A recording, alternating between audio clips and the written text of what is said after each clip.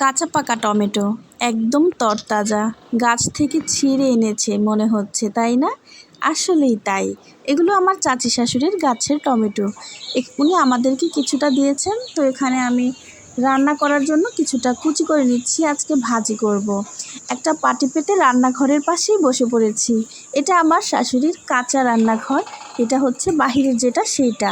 তো এখানেই বসে কোটাকুটি করছি। এখানে প্রচণ্ড পরিমাণে আলো থাকে, বাতাস থাকে, আসলে মনোমুগ্ধকর একটা জায়গা। এগুলো তোমাদের জন্য আমি নেই, এখানে বসে রান্না করি বা কোটাকুটি করি, যেটাই করি না কেন, এখানে হাঁস মুরগি আসবেই, এতে কোনো মিস নেই। আসলে খোলা বাড়ি, বাড়ির ভিতরে 7টা ঘর, সবার হাঁস মুরগি আসা যাওয়া করে।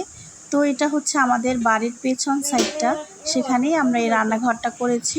আজকে রান্না করব ডাল দিয়ে পাট শাক, আর হচ্ছে ট্যাংরা মাছ দিয়ে আলু দিয়ে, আর একটু টমেটো কুচি করেছিলাম যে সেটাকে ভাজি করব। আর এই ডালটুকা হচ্ছে গতকালকে রান্না করেছিলাম, সেই ডালটাই ঘন ভুনা ডালটা রয়ে গেছে। তো সেই ঘন ডালটা দিয়েই আমি পাট শাকটা রান্না করে নিচ্ছি। যদিও শাক আজকে একটু বেশি হয়ে গেছে, ডাল দিয়ে রান্না করলে আমি সচরাচর এত বেশি শাক দিই না। তো কি করব, যেহেতু ধুয়ে ফেলেছে তাই এটার মধ্যে দিয়ে দিলাম। আর একটু পাটনা বোম্বাই মরিচ ছিল, সেটাও দিয়ে দিয়েছি। আর আপনি তো দেখেছেন যে ভাত কিন্তু বলক এসেছে, আর এই পাশে চুলায় বসিয়ে তারপরে আমি ওই পাশের চুলায় রান্না করে নিচ্ছি। যেহেতু এটা কান চুলা, এই পাশের চুলায় কিন্তু আছে একটু কম। এখানে পাট শাকটা হয়ে গেছে, সেটা নামিয়ে নিয়েছি। এবার মশলা কষিয়ে নিচ্ছি। এখানে আমি টমেটোটা ভুনা করব। তো এভাবে পেঁয়াজ রসুন ভেজে তার মধ্যে হলুদের গুঁড়া দিয়েছি, আর হচ্ছে এরপরে লবণ দিয়ে টমেটোটা দিয়ে দিয়েছি। এভাবে আমি টমেটোটা ভাজি করি। এভাবে ভাজি করলে আমার কাছে ভালো লাগে। তো নামানোর আগে অবশ্যই ধনিয়া পাতা দিতে হবে।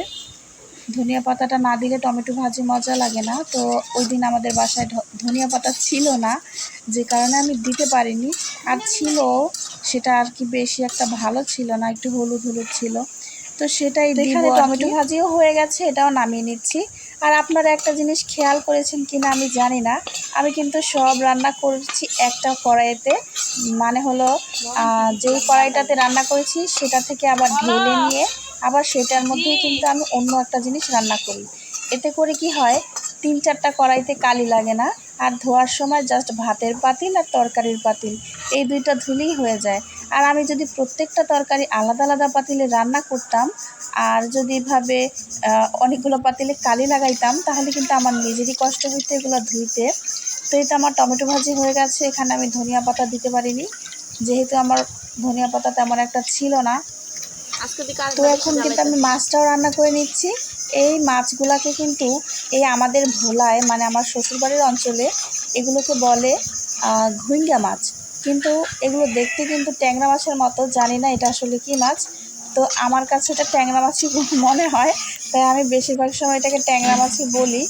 আর এই মাছগুলো দেখতে পাঙ্গাস মাছের মতো ছোট ছোট, কিন্তু এগুলা খেতে কিন্তু অনেক মজা। এগুলা নদীর মাছ, নদীতে পাওয়া যায়, খুব সুন্দর আর খেতে খুবই স্বাদ। তো এটা আমি একটু আলু দিয়ে রান্না করব, হালকা একটু ঝোল রাখবো। এদিকে তরকারিটা হতে থাক, আর ওই পাশে কিন্তু ভাত অলরেডি ঠিকা দিয়ে দিয়েছি। আর এখানে হচ্ছে ফ্রিজে কিছুটা ডাল মাখানো ছিল।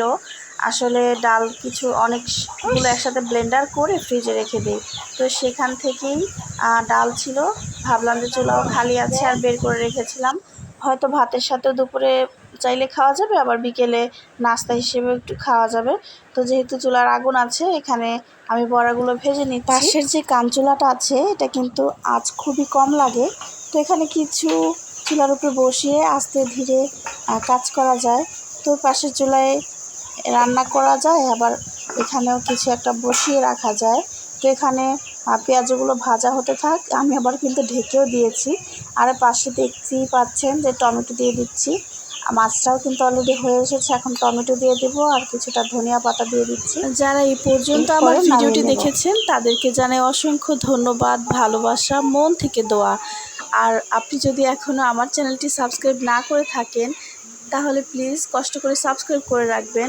আর যদি ভিডিওর কোথাও কোনো অংশ আপনার একটু ভালো লেগে থাকে, তাহলে অবশ্যই একটা লাইক দিয়ে আপনার মূল্যবান মতামতটি দিতেও কিন্তু ভুলবেন না। যদি আপনি ইউটিউব চ্যানেল থেকে দেখে থাকেন তাহলে কিন্তু অবশ্যই সাবস্ক্রাইব করে রাখবেন, আর ফেসবুক থেকে দেখে থাকলে ফলো করে রাখবেন। কমেন্ট কিন্তু আমাদের কাজের উৎসাহ দ্বিগুণ করে দেয়।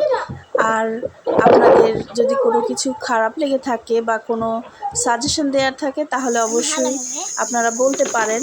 আপনারা কী ধরনের ভিডিও দেখতে চান সেটাও কমেন্টে বলে যেতে পারেন। এই মরিচগুলো পাশের বাড়ির এক ভাবির কাছ থেকে নিয়ে এসেছে। তো এই মরিচগুলো বেশ ঝাল, অনেক ঝাল। একটা মরিচ একজনের পক্ষে খাওয়া কখনোই সম্ভব না। দেখতেই পাচ্ছেন কেমন কালো, যেগুলো বেশি কালো সেগুলো কিন্তু অনেক ঝাল। এই যে আমার সেলুনে এখন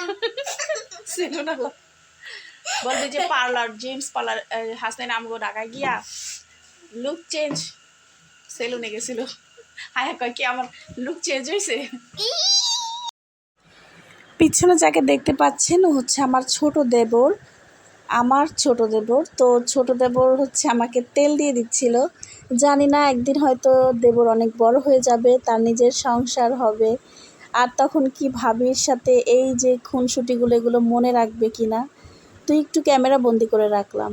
আর এই তো এখানে হচ্ছে মসজিদ থেকে জিলাপি দিয়েছে, সিটি দিয়েছে। একটা ছেলে হচ্ছে কোরআন খতম করেছে, না যেন কোরআন শরীফ নিয়েছে, সেই কারণেই জিলাপি দেয়া হয়েছে। মসজিদে সিন্নিও দিয়েছে, জিলাপিও দিয়েছে। তো আজকের ব্লগটা এই পর্যন্তই। আজকে আমি এখানে বিদায় নিয়ে চলে যাচ্ছি। সবার জন্য শুভকামনা, ভালোবাসা, দোয়া, আর আমার পরিবারের জন্য সবাই দোয়া করবেন। আল্লাহ হাফেজ।